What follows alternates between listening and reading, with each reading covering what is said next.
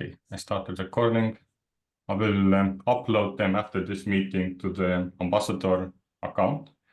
If you don't, André, yet have the access to add timestamps or any of that descriptions, then I will add it after the meeting, and then I leave the meeting notes to you. Yeah, I think I do have access, so it should be okay. Well, hello everybody. Welcome to the Treasury call, 22nd February. And today we have two discussions.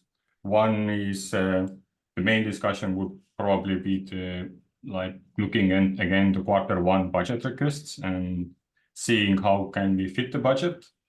But as with the last week, the price has gone quite parabolic, and that kind of brings up like a new opportunity to go like a lazy way and not do anything about this budget fitting. However, there were some concerns brought up over the weekend that we are not really solving an issue by just assuming that the price will always increase every time we have an issue. So I will bring up an agenda of how would we continue like fitting the budget in case in a sense that we assume that the price has not changed, and we basically use the easiest exchange rate what was previously set, and see what can we come up with it, what kind of approaches we could take, and perhaps then basically address them here or potentially. Also from the last weekend, I haven't of course looked into any of the changes if there are done based on the feedback. So we have reworked budget. So yeah, well, there are changes to the proposal requests. If I just opened right now, like there's a rework budget, but it doesn't really add any, like there is no feedback on the Discord channel or any other like qualifying information. There are just number changes on the information we provided. So that also another problem that whatever we discuss here may not be adopted or changed. So we need also to somewhat go into how do we enforce rules in Ambassador in general. And the third item, which I can slightly maybe allude to, but we don't have to go into, is this the core contributor list has been created. And we had previously the idea that we use that core contributor to also have some decision-making power. So perhaps the rules we come up here today maybe could be then put up in the ambassador down hall or governance work group to be ratified. And then the core contributors have a higher weight to kind of persuade it.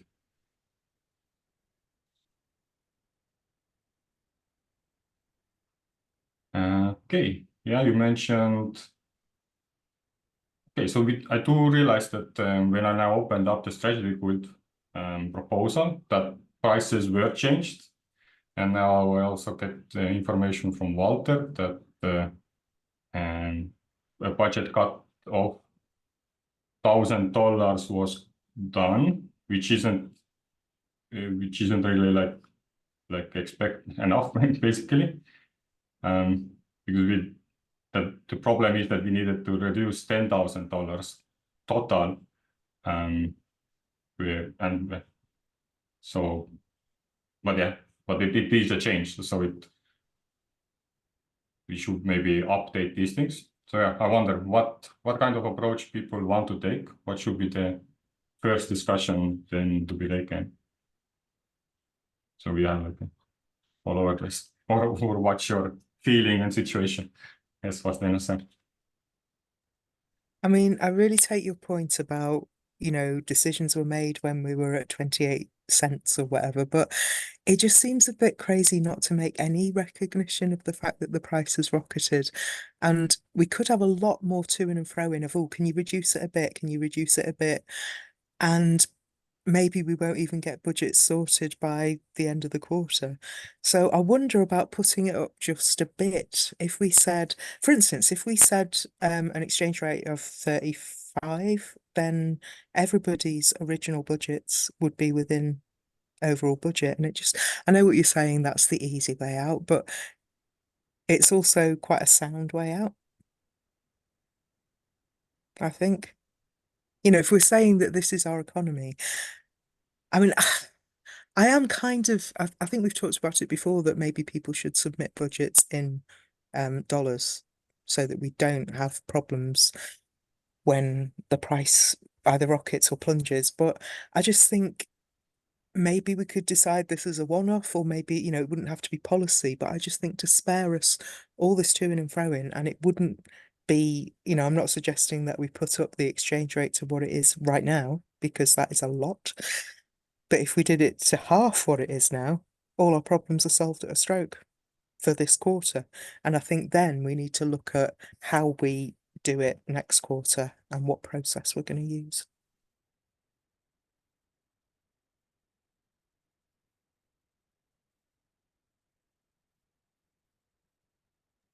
Yeah, I can see that making sense. I mean, we do have a budget allocation, which right now is way higher than we're trying to work with. I think the biggest issue came from requests being made on groups to reduce the budgets and not all of them doing it. Because then you end up in this split situation where you would, I don't know, if somebody reduces the budget, great. But if then the others need, like, it's better if all need fitting or all have reductions. And yeah, we didn't quite enforce that so much, or I mean, from Archive's point of view, we were happy to accept our fitted budget. So I don't know where that leaves us, but if we just put the price up a little bit, then, you know, the exchange rate up a little bit, then nobody would have to fit anything and we could just crack on. I would like to note that that still leaves us with the need for proper procedures for, you know, this is going to be a Oh, yeah. quarterly thing, right? So yeah.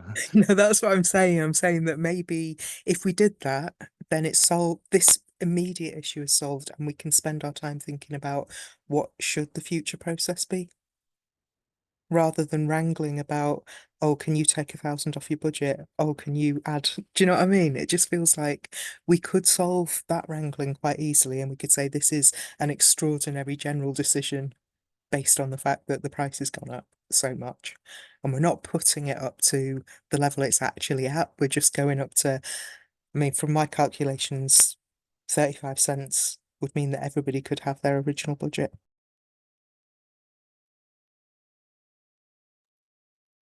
I support that idea. I think we just need to take into account the money that's already been spent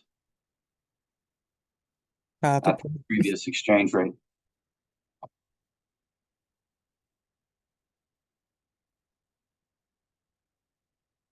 If that makes sense.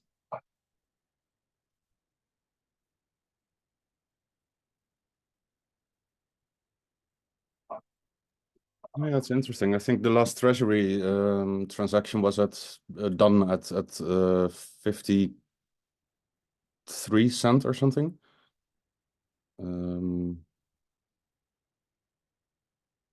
Yeah, it's tricky also, as Walter comments in chat, like if you budget in AGIX, there's zero issues with fluctuation on the budget side of things. This does, however, shift the problem, right? It's inherent to our situation being funded by a volatile asset. Then this would just the rewards per task would vary every week, basically. Could be considered.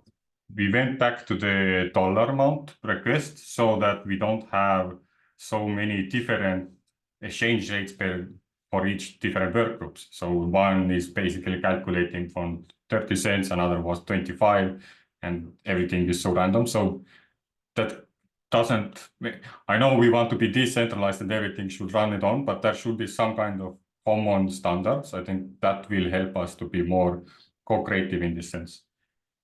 And on the same line, like to me, I would want to come up with some kind of enforcement rules. Like I think this is not gonna look good if we are we say, hey, you need to reduce your rewards by $2,000 because we don't have the budget for it, and then people remove it by 500 because they know that then they just get fitted by the rest of the $1,500, but they basically, yeah, they take down everybody else with them slightly. There are small numbers, but it doesn't, like, to me it means that they are not able to budget fit correctly, so they don't get their entire proposal in. To me, this is like that. If you look at the catalyst or defunding, if you ask more than a challenge request, then you just get left out until you get fixed. In like last year, we had discussions what we do with proposals, because we have had this proposal process before, and the discussions were that we help people to refine proposals until they get funded. And I think this could be approach we could adopt based on the last discussions. Yes, it will then make this kind of a stop lock, like people won't get rewarded, but then again, we can kind of unlock like we do right now, like based on what they deliver. So the proposal is generated based on their deliverables. Where right now, with this budget request, we're trying to kind of put the budget, like the rewards, to the future. So we're allocating into the future. So there are like two ways people are contributing here. I think both are valid. And I would, in my opinion, I wouldn't basically not approve specific proposals and say, well, you weren't able to say what your qualifying reasons why you have your work group, and you didn't take this seriously enough, in my opinion, and you're not considering the overall budget. See, I don't That think should incentivize people to actually put their thoughts down, and that's my kind of thing. it's not people not taking it seriously, though. I think one of the issues is, say from the archives work group's perspective, if we go for a lower budget, the fitted budget, we don't want to have to say, oh, and this is what we're going to cut, because it depends. Do you know what I mean? It's kind of, you see how you go, and I don't think it's that practical to go, oh, we're going to cut this bit of the budget to fit what we've been asked to cut. I think if we have, I mean, for a start, I would much rather that we let people put in their budget requests, and then we did that fitting, that percentage fitting, and said, look, this is what we've got to work with. You're going to have to accept this, rather than going, oh, you have to cut by 1,000 and you have to cut by 2,000, because I think people are perceiving that as a bit, not exactly arbitrary, but maybe even unfair, that, you know, who's deciding that this group has to cut by this much and this group has to cut by that much. So I'm just feeling that the fitted budget is a clear percentage reduction.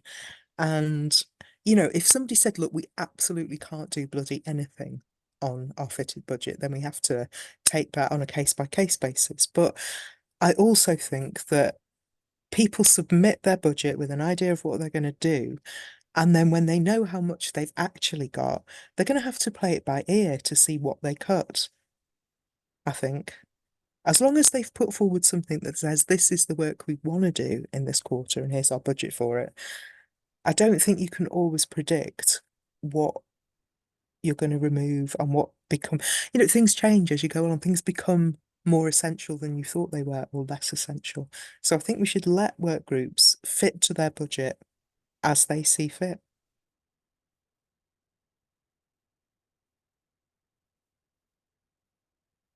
Okay, what we do about then the fact where some proposals, for example, the strategy grid has like a clear example of this week I spent $200, this week I spent $200, this week I spent $200.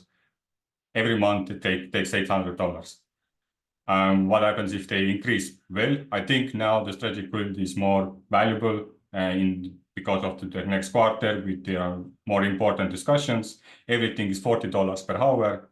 Now the budget increases to $1,600, and that's the rate. Like, and because we only see the budget request, we don't see the details, we don't see anything else. Now comes the budget fixing. Let's say everybody else asks their own ways, and because now they say they get like fitted budget, let's say now at the current rate right now, everybody loses 20% of what they're requesting. They decide, okay, what we don't do. But if they're already deciding what they don't do, then why was that in a proposal in the first place? Or a second thing, are what happens that they don't really even think about that. Like, okay, let's just try to deliver on everything. But now the quarter ends and people now bring up again that excuse, what happened on Q4 to here, that, well, we didn't get enough rewards to complete our things because there was budget fitting. Yeah, that's fair enough, isn't it? I mean, if they had something in their budget that they would like to do and they didn't have enough money to do it, then they can't do it. And if you're saying, well, why is it in the budget in the first place? It's because when people submit their first version of their budget, they're saying what they would hope to do. And all I'm saying is that within a group, they have to decide as they go along if they know how much they've got to cut, then they decide exactly what they cut according to what comes up. I mean, I don't know what we would do about the situation with Treasury where it's absolutely fixed and there's no wriggle room. Maybe we have to treat work groups like that in a different way, who are not working project based and they're just going, look, these are our costs every month.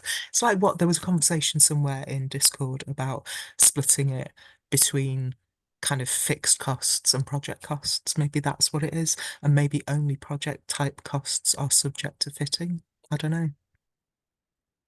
If you open up ambassador program to wider network, people come, oh, I create this educational work group. I create this, like, education guild can like turn into like 10 work groups. Everybody asks $2,000. That will take, let's say, 50% of all fitted budgets. We have no stop clock right now because it's like the more you put in, everything gets accepted. This is the current situation. Well, isn't that about how we decide who becomes a work group and can put in a budget? Do we have a process there? Well, no, but I'm trying to work on one at the moment, and I know you've got to a certain point in Process Guild about that. But the bit that's missing is the kind of how is that ratified and how is it decided? So I'm trying to put together a draft to share with people so that people can see. I mean, it's not probably going to do us much good for this quarter. And it just feels to me like this quarter is extraordinary in a few different ways. And maybe we should just get agreement across the community to have an extraordinary process for this quarter. Okay. Let's look at another way. How should we prioritize or change budgets if the price would have dropped 50%? You're asking me? Everybody. Okay. What should be our strategy then? I mean, there's a bit of leeway, isn't there? There's what is it, 10% or something? But I'm saying if it drops 50%, like everybody who asked whatever budget, now Well, they then have they to can't, reduce it by half. then people can't do what they said they'd do, and they'll just have to decide within their work group what they cut. Should the exchange rate be adjusted on a regular ongoing basis?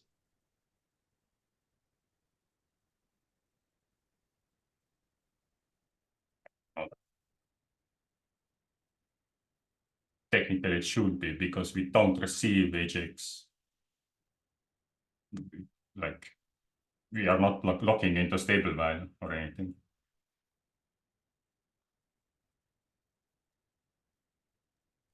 Would we adjust it monthly because people put in monthly funding requests? Or is that not often enough?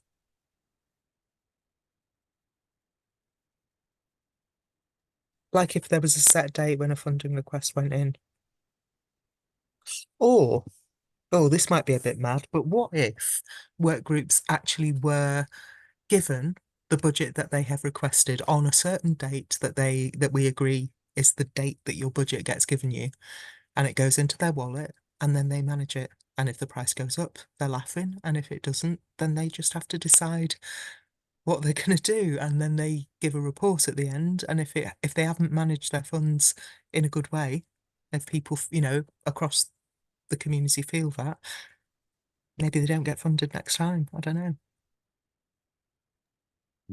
It feels to me like a bit of a stretch right now, at least, capacity-wise. I mean, people can make wallets, that's no issue, but it brings a whole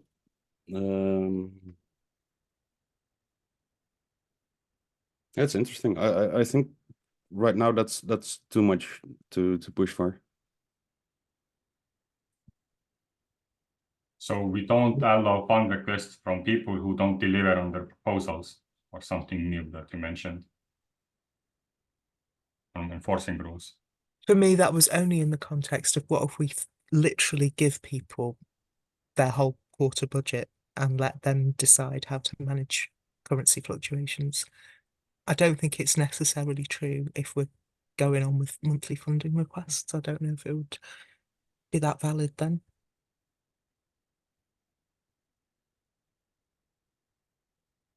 Yeah. And again, we have like two different issues. One thing is where some work groups, their deliverable is to have a session and like to distribute rewards, but that's not that complicated. They say, okay, we had 10 sessions, every participant gets $20 for every meeting, and budget is spread out, compared to some where they are saying, okay, we're gonna create this tool, we're gonna create this document, and like very clear deliverables, where you can compare the deliverable and that has like a quality. So we can say, oh, was this done or was it not done? And yeah, you basically can expect like a report of why wasn't it done, and if it could be about, well, not enough funds, then it's like maybe we shouldn't have provide that workgroup lead that funds if he's not able to deliver on the asset because funding was missing because it was allocated to him. I'm not following, sorry, because people don't get the actual money given until they've completed the work and put in a funding request, right? Yeah, but it's like we could have here like thousands promises. Do we then fund everybody? Well, And no. then whoever is first gets rewarded and the rest of them goes to backlog. Well, no, because if they don't do it, they don't put in a funding. I'm not following what the. Oh, you mean if people put in a budget request saying we want to do such and such, and that's assigned to them, and then they don't do it? Yes. Okay. I mean, is that an issue that we're seeing a lot of, particularly? With this kind of method, we are right now pushing that put anything in, don't worry about proposal requests. This tail will be fitted. It probably will come an issue, and it was apparent from Q4 to Q1. I would honestly say most work groups do have deliverables. For example, well, it's not always clear on the proposal. For example, on Strategy Guild, there is deliverables. There's this whole analysis of the on-chain decision-making tools. That does give an output, right? It's not mentioned in the proposal, so maybe there's a little mismatch. I don't know, from my side, we should be somewhat, it needs to be a balance, right? Like we need to be more professional and have better processes which actually get done or like lived up to. At the same time, I wouldn't right now want to, being in the middle of the quarter, decide to cut funding for a work group based on a mismatch between the proposal and the outputs. But that being said, the need for clear proposals and deliverables in that proposal as well, I support that. I think most would. So right now, the way I feel it's running is basically we trust people. We don't care about their proposals or their budget requests. We care is the person trustworthy to spend it fairly? Well, we do also audit the moment a request is put in. It gets checked if it makes sense. Also noting that the process itself can be improved. Yeah, sure. we did relax that kind of requesting or like proving, but it has saved us a little bit time because every time we did bring this up, this didn't bring out any standards, or it basically brought us more clarity why some budget was requested, but it didn't change or improve the requests going forward. So that is that kind of issue that I see. Yeah, I agree. Okay, but so let's then, as I understand, nobody really wants to have any enforcement rules here. This also means that all the people who are doing budget cuts, we can give them another week or 2 weeks and say, hey, add everything back to your proposal that you wanted to do, because this is like it's going to just increase the amount of fitted budget. And then you at least that you are able to do your rewards, and you just do it in a less rewarded way. So if you calculated $20 per hour or something, if you're an hour based, then you just consider that the fitted budget will increase it to, I don't know, 25%, but you will only kind of lose your hour rate by 1%, and it will be allocated to other work groups. I did want to bring out one thing. So if we now open this up again and every work group can increase their budgets and we don't worry about the limits because everything gets fitted equally, should it be fitted equally? Like, let's say, because let's say the governance work group is asking $400, but because we are not able to fit it, 20% is taken for them. Should it be equal, or should it be more like dynamic, where let's say because you are $40 and then we add like exponential, I don't know, some kind of dynamics into it, because you are you are like the part of like 10% of the lowest asking rewards, you also reduce your like the diminishing return of how much your reward is lowered by, let's say, 90%. Maybe complicated to explain mathematics like this if I'm not But learning. maybe if we had a threshold and we said below, a little bit like tax is often calculated, you have a tax-free allowance. If it was like your budget is below, I don't know, a small amount, then you're not subject to fitting. I don't know.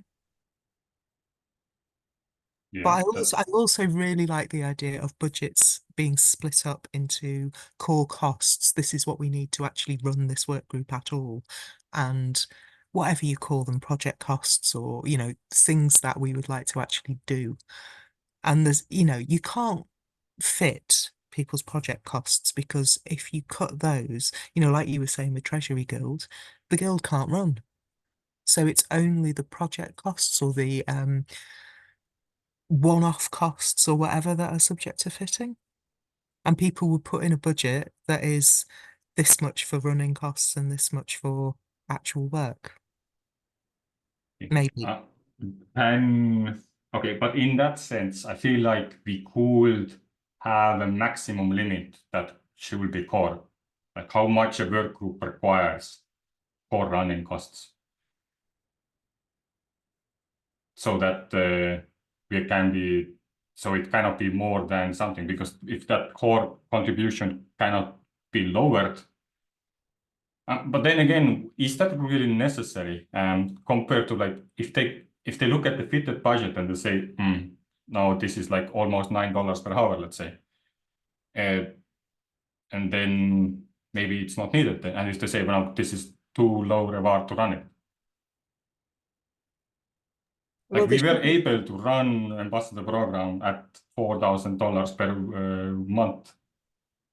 And of course, it was much smaller scale, but it still happened. So. But did you pay people for the sort of core activities that are now being paid, like facilitation and all that? Because it was running on volunteerism then, wasn't it? Kinda, yes, but it was rewarded retrospectively. Okay. So there was that happening. what others think about differentiating the core costs and project costs, and having that the core costs don't get fitted? Or should it be still one budget request and lowering it all at once? I think we'd probably have to come to some alignment on what core costs are. Yeah. And just as a point of note, if there are, this probably is irrelevant if we're considering core costs versus not core costs, but there are 4 budgets out of the 14 that are under $2,000. That's about 25%. I don't know that matters, but it's a fact. Not 4,000. No, excuse me, not under $2,000. 2,000 Agix for the average monthly budget.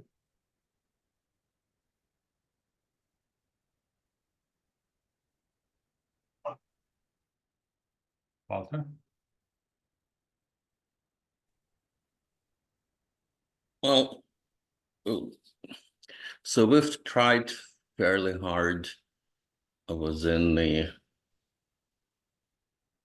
former incubation group to shift gears and stop paying people for showing up and instead to do some actual innovative work. And it's been an uphill struggle because, well, it, I guess, goes somewhat against the grain. One thing that, you know, we've been effectively instituting is a $100 a week maximum on overhead. And that seems reasonable to me, but the way it works is, you know, I pretty much do everything pro bono. In more recent times, you know, other people have been doing likewise, basically only looking for some compensation through interesting projects.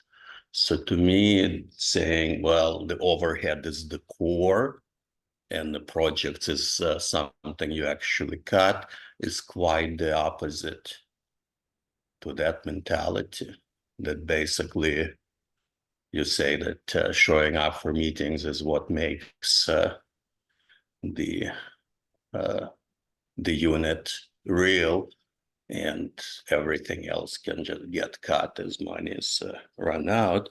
So I mean, like, you know, I don't really need to keep fighting this battle if the overall attitude is, yeah, you just basically pay people for showing up. But I think it's not the way to produce recognizable outcomes. It's been a bit, at least to me, I mean, we don't get mentioned like when the blogs come out about the Singularity Net, we don't even get mentioned. I mean, I've looked at the, you know, last 4 out of 23, and they don't see anything that we do with an ambassador that's even worth a mention. That's not good. We'll get cut. So that's my outlook. And anybody who feels that it takes more than $100 to run an organization, well, let me clue you in. I mean, I've done nonprofits, support groups, cost-based stuff, and that's more of a budget than I'm used to seeing, you know, with training programs, events, all kinds of stuff. It all depends on whether people are motivated or not. Me personally, I'm not motivated by 10 or $20. To me, it's actually, I'm sorry to say, it's more of an insult. Either I do it as labor of love or why even bother? But I'm sure other people have a different outlook. Seeing you mute yourself, I'd take a turn, I guess.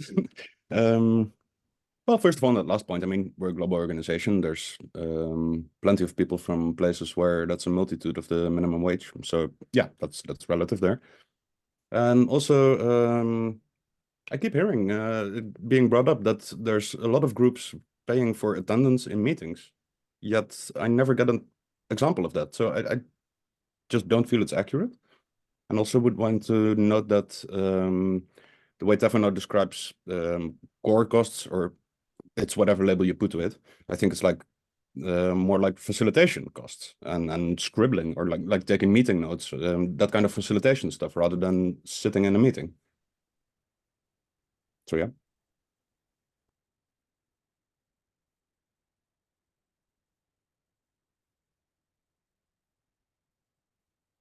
Oh, I mean, if that's the case, then I don't understand why you need more than, 2 hours at $20 an hour a week to do that. I mean, like, okay, you sit and talk for an hour, and then you you re-edit the transcript and file it. That's another hour. I don't know what else there is to facilitate the meeting a week. $40. To me, that's like kind of rich, but that's what we've been doing. I agree with that. That being said, there's work groups that, for example, if there's preparation and announcements get put up as a task at $10 an hour. Yeah, that's not taking an hour, and it's more or less a copy paste usually. Somebody's screaming in chat, which is funny to me. Sorry, I didn't even read it yet, but you have caps lock turned on, Vasu.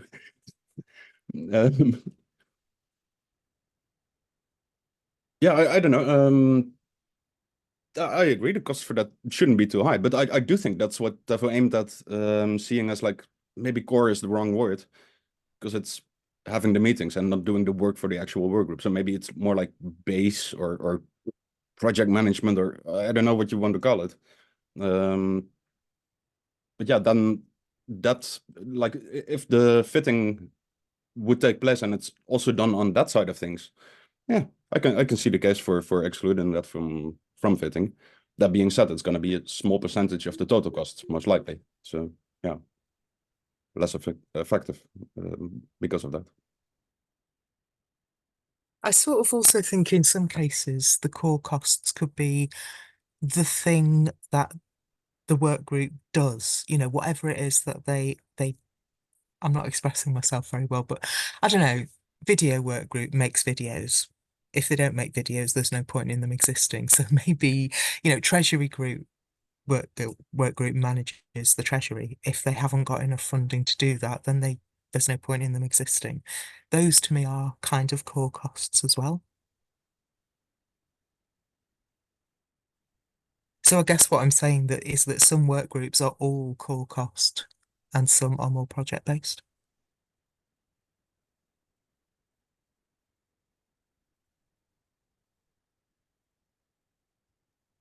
Yeah, fair. I was looking at the meeting participation, and not really many stand out from this year. There are few, but they are more, I think that was like an experiment and like one-time thing for like a gamer school side. And that was noted and changed. So technically we don't really have meeting participation, even though I do that in the work and knowledge space work group, but that only happens if you are an asset creator and when the meeting itself is about creating more assets. We have. So, but right now they don't really pop up in this. So I guess we haven't had that much of a quality in these sessions yet. And well, yeah, Tevo kind of stopped to a little on meeting side. Okay, so we are right now discussing the base minimum. I do like the idea of main output. So let's say video work group, perhaps one video per month, how much it could cost. We can see that it usually takes $100 to $200. I like the $100 per week overhead. That could include like preparing meeting summary, and that is totally enough. Like it's in my calculation, it could also mean like 2 meetings per week. So it's quite a nice overhead. So having like this together, it's like $600 per work group. So that brings us like times for like 2,400. So that was the minimum what Vanessa kind of wrote. So maybe there is a minimum that we could reach. And I think also William noticed that like so there are like many of these rewards that are under 2,500 or so. So perhaps we can come up with like a number, maybe create like a voting to in this call, and where we select 2,000, 200, 200, 200, 400, and find ourselves a balance and see from this group like the sentiment which minimum amount there should be. That does not. So if you that does not get budget cut, basically budget fitted. But I also feel like we should have a max limit, but I'm not would hear you others out what you think about maximum limit, because yes, one thing is okay, we have this overhead, but now all the assets we're gonna create, there could be endless amount of ideas, and that could technically gamify and kind of kill the program if one work group takes 10 ideas. And yeah, it gets more and more easier to propose ideas as we go along, because quarter to quarter we basically come up with more assets. We have a backlog, we pull the entire backlog. In quarter 3, perhaps every work group has like 10 assets they will create. They all cost 1,000 each. So they're basically, they just create the budget request that already lowers everybody's rewards by 90%, and then they just select one asset again. So yeah, either have a max request amount for each work group, or some kind of limited factor of what is a specific outcome, maybe two or three projects per quarter or something. And what's your thoughts about these limitings, Vanessa?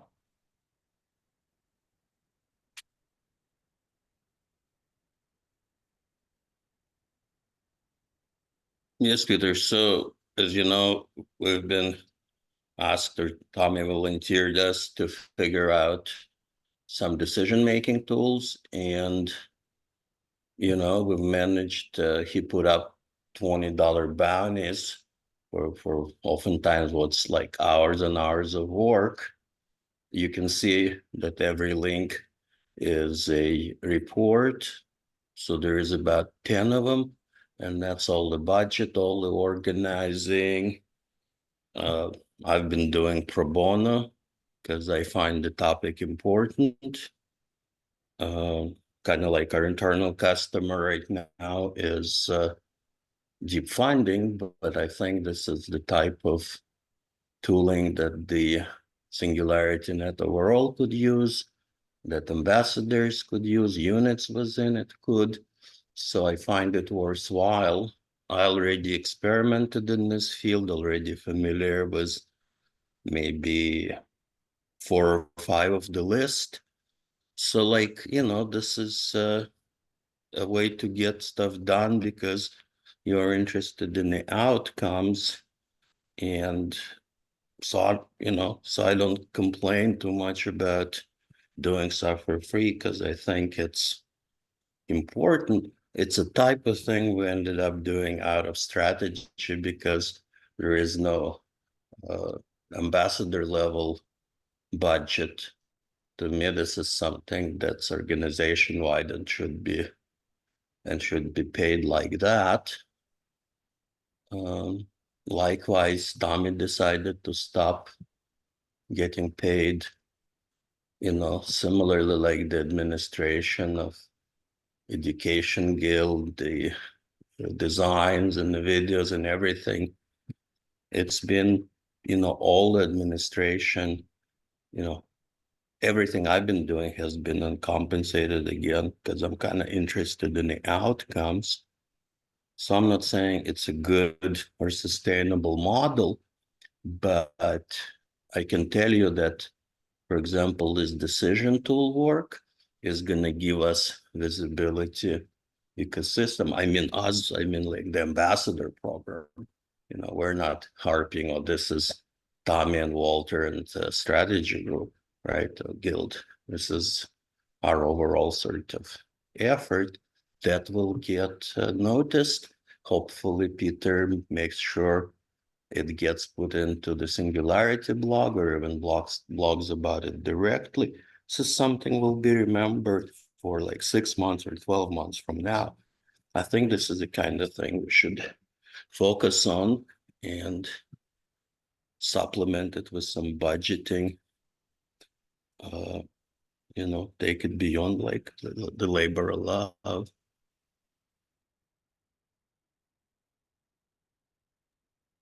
I'm Vanessa? just going to say that loads of work groups work like this. This isn't anything special or new. I mean, it's great, but you're not the only people who are working like this. I just wanted to say that on the Miro where you've got that there should, Tevo, where you've got that there should be $100 a week overhead for core contributions. Are you putting that there as a decision? Because I think I really quite disagree with it. I would say that different work groups have different kinds of core costs because they are different kinds of work. So I don't think we should put a limit on it. I think we should just say, well, look, we'll have the argument with you. If you come in and you say, like, you know, we want 7 million and that's our core costs, we're going to have to thrash it out. But I don't think we should be telling people there's a limit on what your core costs are because it really depends what kind of work group you are. So I just want to register that I don't agree with that if you've put it as a decision. If you've put it as something to discuss, then cool. But yeah. Right now, not yet decisions, but I was getting to a decision. For example, I prepared a round one discussion. So, but would you say that we're not gonna have a general limit for all the work groups? So I was thinking to create the voting round where we have these votes and people will basically select what they think is a valid reward between these costs for like base costs, and that this does not get budget fitting per quarter. I don't know. Tell us when you're done with that. I'll rewrite the budget where the entire thing is going to be core. It's going to be whatever 7,000. So we're talking $500 a week. The whole thing is going to be core. Just tell me what you call core and doesn't get reduced. I'm going to rewrite the budget to give you that. Thank you. Nice. Constructive contributions. That's cool. Yeah, well, either way, this is that we have a lot of like gamification elements, and that's why I was also thinking and kind of alluded to, should we have a max limit also that we put to every work group, and so or a limitation of like, yeah, the ideas they can put forth for 1 quarter. In business, the whole accounting, meetings, administration is known as overhead. And this is the exact area that people want reduced because they consider it sort of the cost of doing business. Any organization that takes more than 10%, so this is A&G, administrative in general, you take more than 10% towards that as a nonprofit, as a for-profit, it's considered to be not fulfilling your mandate, whether for-profit or nonprofit, and gets dinged. So this is not a new idea. This is actually accepted practices. Like I said, nonprofit, for-profit, you reduce the overhead, you deliver on your core mandate. If having meetings is your core mandate, then I have to question, you know, the whole mindset.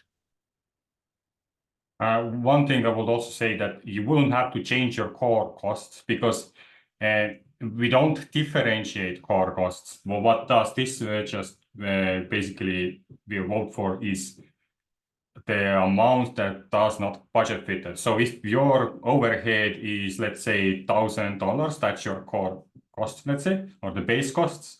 But then you have 2 ideas that make up to like $2,000 and your total budget is 3,000. And let's say we decide in this call right now that minimum threshold is 3,000, then your proposal doesn't basically get budget fitted. So you don't have to change your proposal over to kind of make your base cost to be 3,000, because then whatever assets you are putting or projects you are putting on top of that, they simply get budget cutted. Here we basically vote for what gets like not affected by budget fitting, because I wouldn't go right now yet differentiating on the proposal or the budget request the core or base cost. Well, we can tell people to, hey, if possible, change them so we have better insights, and then we get like a better analysis compared to all different work groups, what could be an average, or like how does a base cost differ from one work group to another. But I wouldn't make it that hey, everything under the base cost doesn't get budget fitting, but more like a limiting factor. But again, coming back to like this side, we can discuss. I don't understand. Do we have any objections in this case? So I'm going to prepare the voting here. But on the other side, How about this? Each unit gets 100 a week, 1,300 a quarter. That's considered to be core. So it's not about what people declare to be core, but basically you understand that there this is is where the numbers come from. You can do your calculation your own here, and you fit the difference. So basically 1,300 is a given, and you do fitting on the balance. I think that's a reasonable compromise. I feel like we are talking the same thing. And these numbers I did calculate it on my head. That's like a quarterly. So I rounded up your $100 per week plus added the potential cost of outputs country. But what about that question about how for some work groups, what they do is a core activity regardless? Like Treasury Guild, you can't really cut it. That's what it costs. So putting a limit on that, or video work group, their job is to make videos. Yeah, well, for the main outputs, I did consider that at least one video then per month is like $200 per max, one big video and some small ones from that, and it should cover. So yes, so in my opinion, that I would vote for. I have a clear understanding how much it could cost to at least get one item out, relevant item out, and then cover every week full sessions with like the crazy documentation of the session and doing everything by the book, which on practice may actually start to get less and less costly. Anyway, and then for the Treasury Guild fee, that is also like the core things. It is also part of that calculation, and it does fit into this. So I'm not concerned with that. And yeah, keep in mind what you know about different work groups and your work groups, then compound it into quarterly budget and choose a number that fits for you, basically. Could you add a no limit option?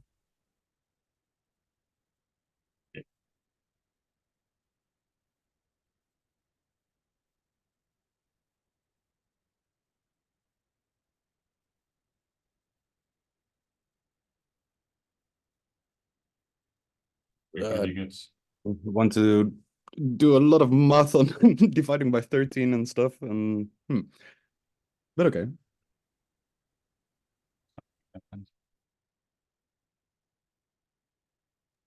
And what you're suggesting there is a figure per month, quarter, and what?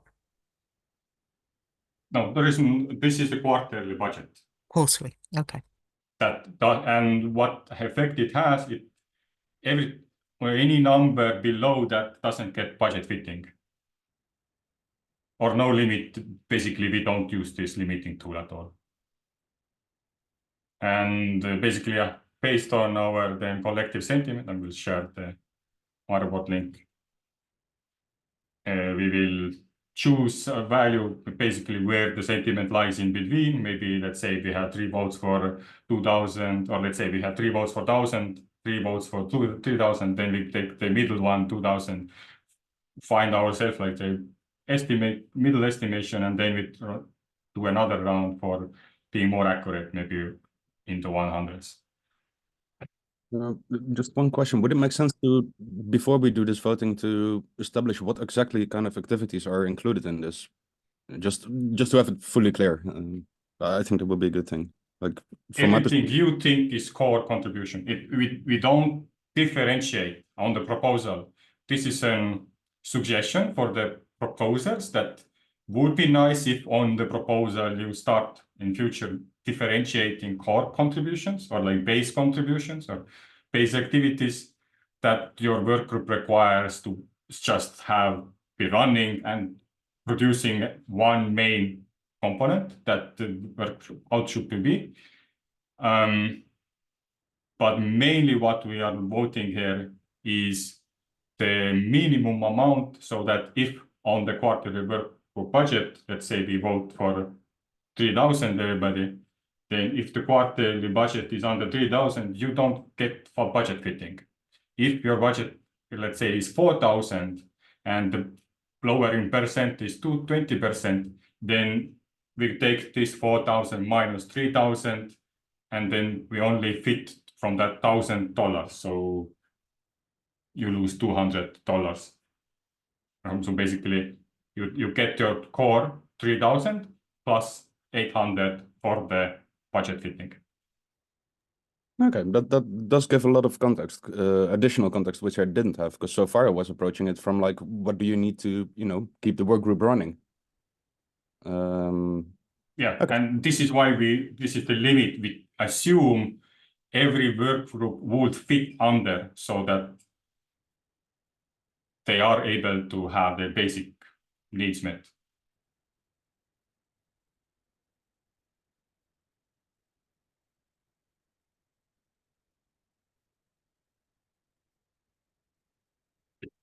I'll share a link again. I noticed Tommy joining. And so shall anybody has questions? What are we going to vote for? Okay, so if you're gonna basically reward small units in R&D, we have 5 seasoned developers who want to do good stuff, and 2 or 3 hangers on. I think per active participant were actually below the norm for the organization. But if 3,000 is the cutoff, okay, I'll work on splitting that into 2 guilds, so we're under your proposal, whatever. Yeah, I can't see Again, that. don't create systems that people are motivated to game. Let's focus on outcomes, not on, if you need to cut 10% across the board, just do it. But let's not do this kind of, rewarding small efforts. So if you think this limiting factor isn't helping at all, then vote for no limit. If you think that this having like a base minimum that does not get budget fitting. Okay, of the people present, how many are in guilds that are under 3? Because I feel I'm underrepresented. If we need a vote, the thing I'll is, you can contact still all the request guilds. $10,000. It's just that you don't get budget fitted from below that number. It's preferential treatment. Yes. Let's postpone the vote till I can round up all the guilds that have a budget above 3. Then we'll let's hold a fair vote. Could we reopen the voting, Tevo? I've clicked the wrong thing by accident and said I didn't want to vote. I'm really sorry. If you are opening up on the top corner, you have this voting button. if you click again on that, you should be able to. Ah, yeah, I've got it. Thank you. Okay, so just a procedural question, like, is this gonna be a decision to be implemented? Because Water is raising objections that got ignored, and No, but there is the option no limit is a decision to not have this thing. So his option is like present here. yeah, fair, I agree with that. And if when we don't ratify, I'm gonna give more time. You can see I'm just that. asking, like, will the result of this be implemented? Yeah, The should we- result of this is not going to implement everything in Treasury Guild cannot be implemented right away. But that can be used as an insight that, hey, this was a collective decision from this Treasury Guild call.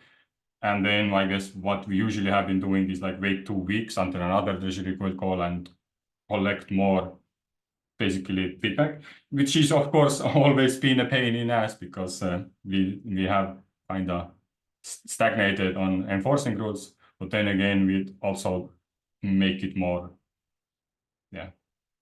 more in a way we don't shoot ourselves to foot if there are some good quality arguments that the ways we are directing ourselves is good.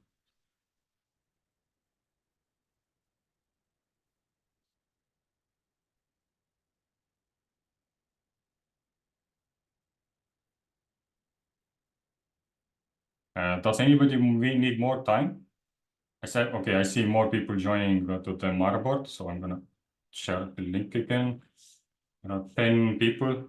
You have only one vote, and you select from basically the minimum reward, so that like Walter mentioned, the preferential treatment for small work groups, small experiments, and so that if they are, let's say, governance work group, requests only $400 to run the work group, have the discussions, facilitating, doing some meeting summaries, and that's the way they want to run. But now, if we are going over budget, so that they don't have to reduce their rewards and they can, without very reward them, or we don't give a preferential treatment to any idea or any work group, and everybody gets equal budget cut, then choose no limit.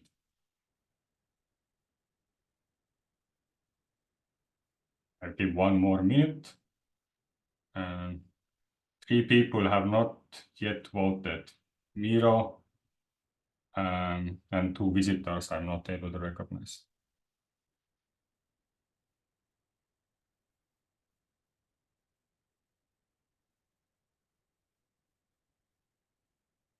I let this. So I'm not voting, I'm boycotting this vote. I object vehemently and would like that registered, please. You could register it by voting for no limit. That's your choice. I reject that choice. This is not a proper vote. It's an ambassador organization global decision. There hasn't been any notice. This group is not representative or inclusive. This is not a proper vote. I will not participate. I explicitly object. I would like that recorded. Can I just check? I thought I may have got the wrong end of the stick. I thought this was just an advisory vote. Yes. It's not, it's not going to be, oh, this voter said this, so we implement it. So I don't technically, I would change it, Walter. take that as a +1 to no limit from Walter. And Marabot has changed again. Now we see results. So we don't need to go to round 2 because I can see that there is a large majority thinks having a limit isn't a good idea, and every work group should be treated the same way. So that also kind of removes the requirement for discussing further the dynamic budget fitting. Oh, I don't know if that's what it shows. I think people are just saying that they haven't necessarily said that there shouldn't be a difference between core costs and other costs, but they've just said there shouldn't be a limit of what you can put in as core costs. Yeah, for me, and I know this is lack of understanding on my part, but I work with some work groups. I don't know all the functions across all the work groups. So if there are core functions, I just would foresee some disagreements or friction around what's considered a core cost and what's not. So I think it's necessary, at least for me, to do kind of a top-down approach and see and understand what groups are defining as core costs. And I think that would kind of satisfy, hopefully, if the approach was done correctly, would also satisfy Walter's concerns as well, and ensure that we have just kind of an inclusive understanding of how people are perceiving what core functions are and what should be included. Yeah, I don't know how to differently.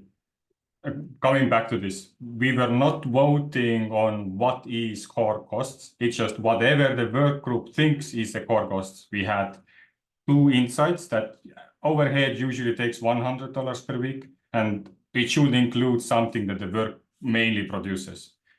And these are core costs. And this was such a limit to kind of understand. Like basically the bare minimum does not get budget fitting. So yeah, preferential treatment for smaller work groups. And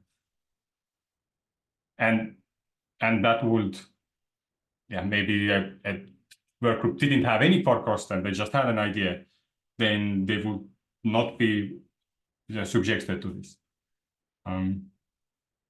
But okay, so that is recorded, so that it can be, it's an insight. On the other end of spectrum, what do we do with the max limit stuff? Is that needed?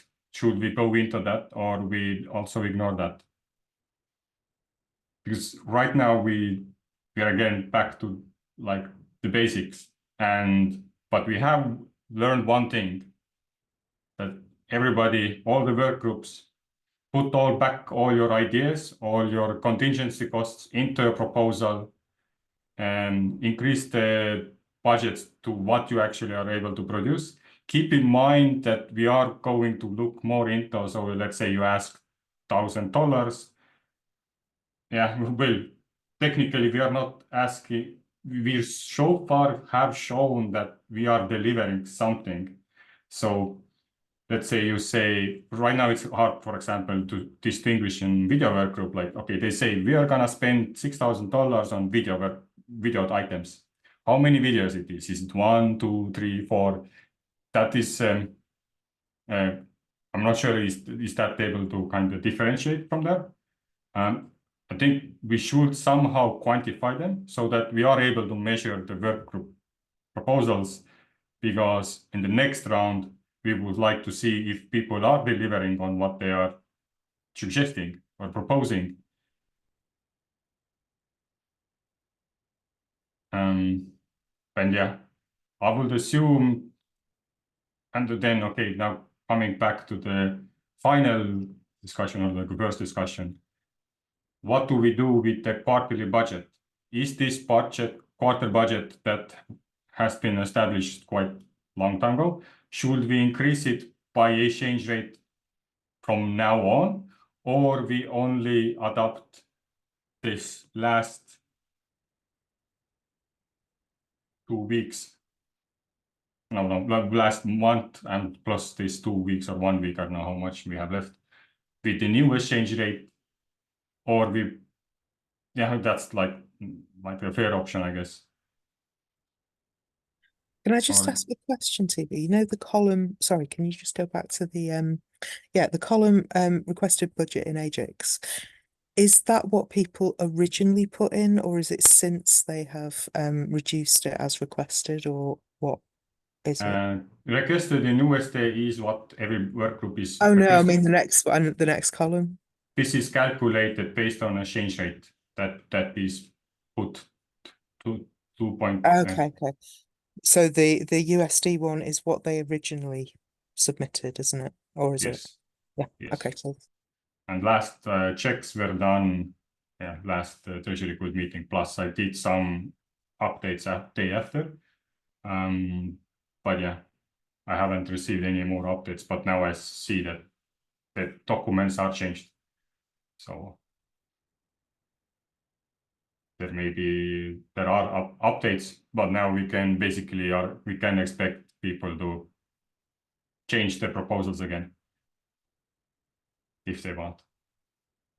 Because now you need to consider that whatever passes for, I guess, from next in 2 weeks is in the fitted budget is going to be the budget that is going to be allocated to everybody.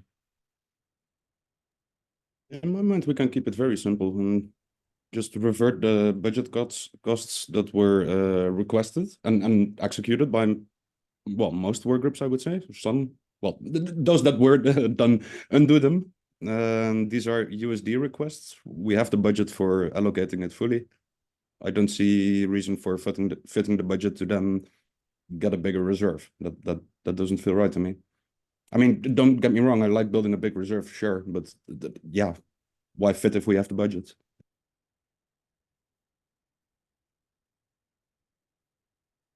But yeah, that's kind of what I'm sorry, Walter, but I just need to check this. That's what I was asking. The request in USD is what they originally requested, and it hasn't been altered if they've altered their budget since. Is that right? So that total. No, The total these were updates from 08, but okay. many had proposals in from like basically the first week of quarter and been budget cutting ever since.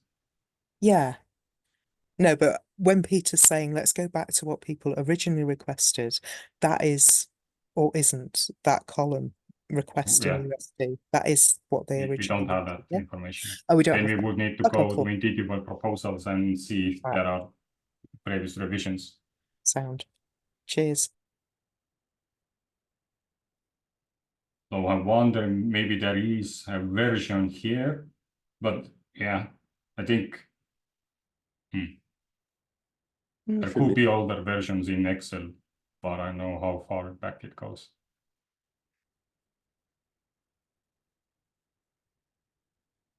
Yeah, but then we have, okay, then we need to also differentiate who increased and who reduced. Yeah, I think easier is just everybody shares again their final revision without needing to consider other work groups and budget fitting anymore.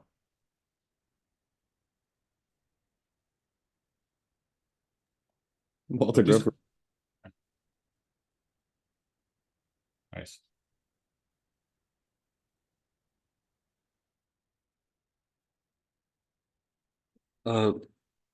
May I suggest, given how late we are in the quarter, that we push off majority of this till next quarter and just do whichever is the simplest thing possible.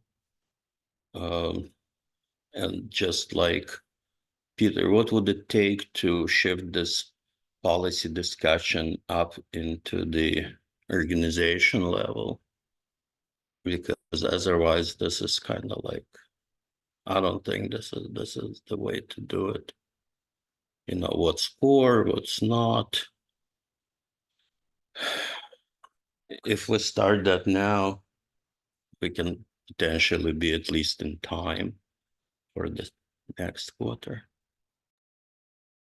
I mean, moving it up in organizational would mean town hall, I guess, but I'm not quite convinced that's the place. I would say Treasury Guild is the place for this.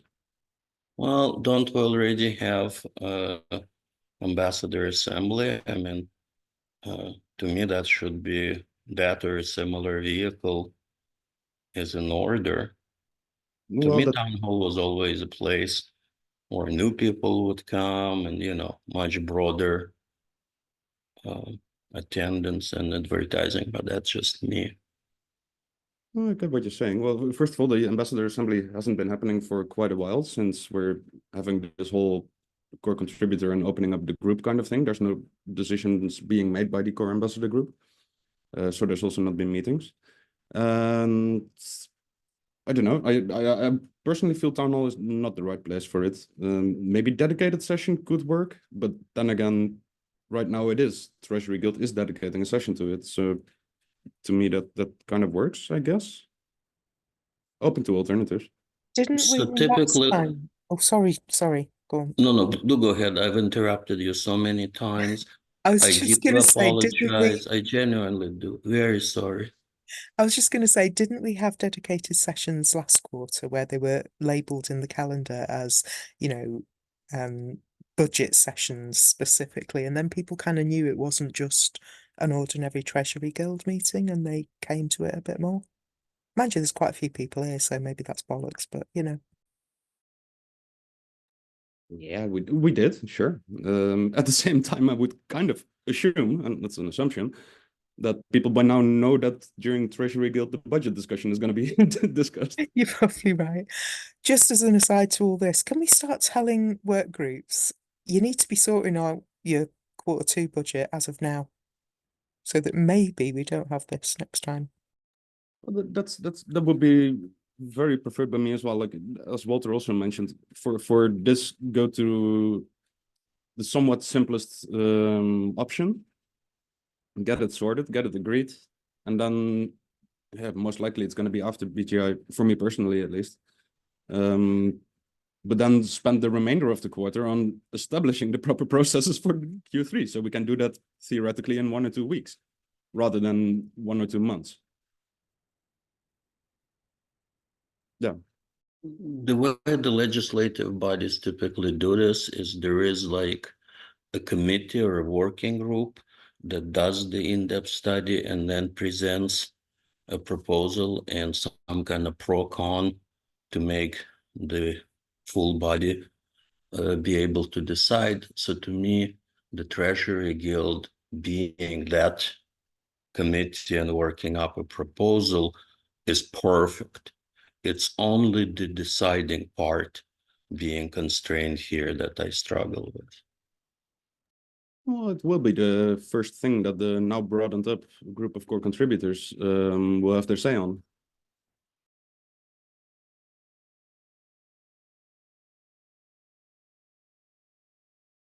That being said, we could do a dedicated meeting to that group, but there's also been a lot of voices of having that out there in the public, not having that just by a restricted group, and only have the actual, if there would be a vote or if there would be a consensus or consent check, then have the people with the core contributor have governance rights, as in having a vote. But the process and sessions would still be public, I think.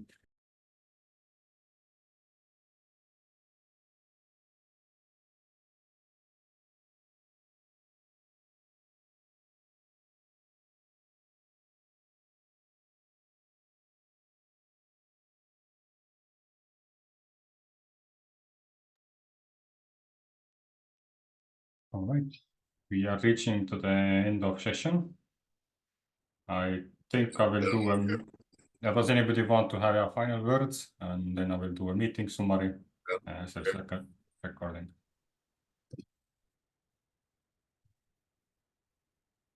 Oh, you unmuted yourself. And the crowd hear- goes, Tommy, Tommy, Tommy. Can you hear me now? Yes. Okay, what I was saying was the discussion of small group versus large group. We used to have a larger group for the decision. And since the number of guilds and work groups are way underrepresented, a question of quorum should be thought about and discussed. And also a procedure, and we started looking at this quite a while ago when we had the mantra of what one work group does is, you know, within that work group, unless it crosses all work groups or several work groups. And this budget discussion crosses all work groups. So there needs, in my opinion, there needs to be full representation, or at least a high percentage of representation of all the guilds to make these quarterly decisions. So a better process, and as WaKa said, the decision itself should be documented and well represented is my opinion. And I apologize if you get me or you don't get me, but thank you.